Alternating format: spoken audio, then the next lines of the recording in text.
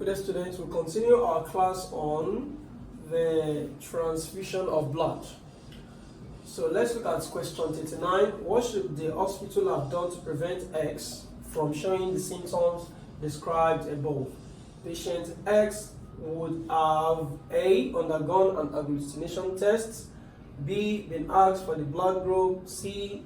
It could not have been asked for the blood group because of the fact that the patient will have been unconscious. Okay, then been screened for HIV. We're not talking about HIV here, and undergone malaria test. We're not talking about the malaria parasite here. So the answer is, as I said earlier, you should have undergone an agglutination test. So agglutination simply means a clumping of the blood as a result of the mismatch of the blood, of the donor's blood and the recipient's blood. Now let's look at the next question. Greatest contribution to genetics was made by Gregor Mendel, Thomas Morgan, Charles Darwin, then Robert Hooke. The answer is Gregor Mendel. Gregor Mendel is the father of genetics, as we all know, and Charles Darwin is a good contributor to evolution after Jean Lamarck. Then Robert Hooke is the father of the cell. He discovered the cell, okay, through that particular microscope that is a crude compound microscope. Now let's go at the next question. Or next questions.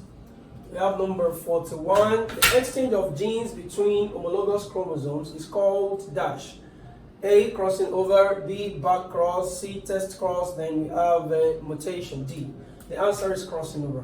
So what's crossing over? Crossing over is defined as you have here, is the exchange of genetic materials, or you say the gene, okay, between the homologous chromosomes. So what are homologous chromosomes? Homologous chromosomes are chromosomes that they share some features in common, sometimes in terms of the height or the size. So let me give you the structure of an homologous chromosome here. Don't forget that the chromosome is always joined, the chromatids are always joined together by the centromere. So what joins this one structure is called the chromatid, another structure is called the chromatid. So a centromere joins the chromatids together to form a chromosome. So this is a chromosome, and this is another chromosome. So these two chromosomes are called the homologous chromosomes, and each of the chromatid here, as I said it, let me label it for you. We have the chromatid. So we have two chromatids, then we have the centromere here. Centromere. So each of these chromosomes is called, each of the chromatids is called the sister chromatids. Okay, why each of the chromosomes here? Because they resemble, they call the homologous chromosome. So there was, during middle prophase in meiosis,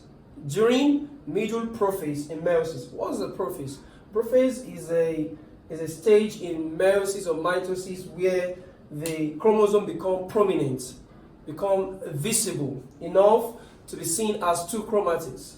Yes, let's leave that. Now, during middle prophase of meiosis, there is going to be an exchange of genetic material between these chromosomes that resemble themselves, and we call the chromosomes, we call them the homologous chromosome. So here we're going to have the leg here. Okay, let me just show you. It's going to come like this. Okay, and it's going to come like this, just for it to be easier. So we're going to exchange genetic material here. So the point of exchange of genetic material is called the chiasmata, or the chiasma. So there can be 2 or 3 or 4 points of exchange of genetic material between homologous chromosomes. So let's leave this. We're going to talk about this later in other questions. Let's go to question number 42. Now we have these. These are parents. Okay, these are parents. We have parent J, K, L, M, and N, and these are the mice. Okay, we have the white and we have the coated mice. Then when we cross between the J and K, we have the offspring P. Between K and L mice, we have offspring Q and others like that. And these are the offspring. So when we cross between two parents, we're going to have 4 offspring, and that's what we have. So let's look at the question. Which of the following parents mouse is heterozygous for coat color? See, the white color is the normal white color, while the dark color here is the coat color. So which one of the parents is heterozygous? So how do we determine the heterozygous? Heterozygous means they are of different gene, okay? While homozygous means they are of the same gene or the same genotype. Now let's look at this. When we cross between this and this, we have coated all through. So this will have given us an hint that the coated here is dominant, yes, dominant over the white, number one. Then the second hint is that since we have coated all through, no white at all, this will have been homozygous. That is, if C represents, let me rub off this if you are through with that. So if capital letter C represents coated, while small letter c represents white. So when we have big C, small c, that is coated, and we have the white. When we cross between this and this, we're going to have the four offspring still being coated. That means that this is pure white, it's recessive. That is why we are seeing the white outside and also inside. While coated, we only see the coated outside, but we don't know whether the coated is also inside. But we know the coated is also inside because we have the result as only coated. So let me cross it for you. Big C, we're going to have this big C, small c.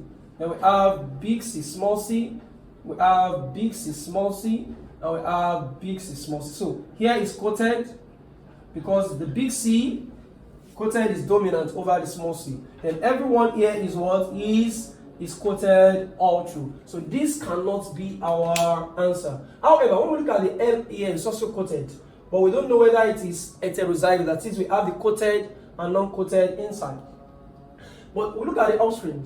There is a mixture between the coated and non-coated in the offspring, and therefore, without missing word, the answer is what? Is L. So our parent that is heterozygous is L. That's the answer. So let's answer the last question. Which of the offsprings are all homozygous?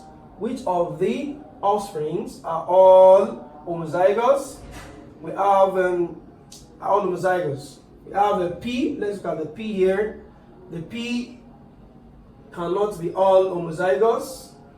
Yes, cannot be all homozygous. We said, look at the offspring here, mixture of coated and non-coated. So it cannot be this. Let's look at this. This is pure, this is coated. This is coated, yes. And it's also coated. But the coated here is, as we said, is a pure coated. Then why this is not pure coated? So we're going to have a mixture of heterozygous here. Okay? But let's look at the last option here. Small c here. And we have small c here. So if we have crossed between a small c and between small c and small c, we'll have gotten small c all through. Therefore, the offspring that is only homozygous, that is, all the offsprings that are the same, is the offspring S. So the answer is offspring S. Please don't mind me for taking too much of your time. We'll meet in the next class. Goodbye.